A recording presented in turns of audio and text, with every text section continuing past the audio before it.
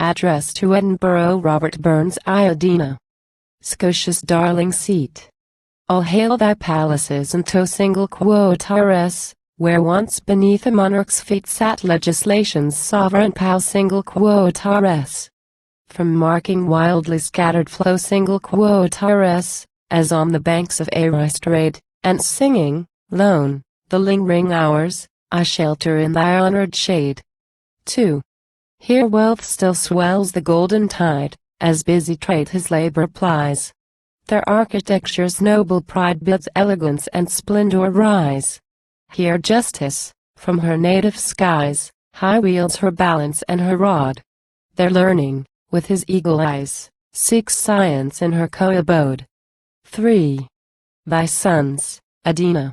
Social, kind, with open arms the stranger hail.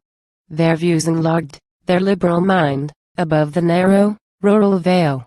Attentive still to sorrow's wail, or modest merit's silent claim. And never may their sources fail. And never envy blot their name. 4. Thy daughters bright thy walks adorn, gay as the gilded summer sky, sweet as the dewy milk-white thorn, dear as the raptured thrill of joy. Fair Burnett strikes this adoring eye, heaven's beauties on my fancy shine. I see the sire of love on high, and own his work indeed divine. Thee there, watching high the least alarms, thy rough, rude fortress gleams afar, like some bold veteran, grey in arms, and marked with many a seamy scar. The ponderous wall and massy bar, grim rising o'er the rugged rock, have oft withstood assailing war, and oft repelled this invader's shock. 6.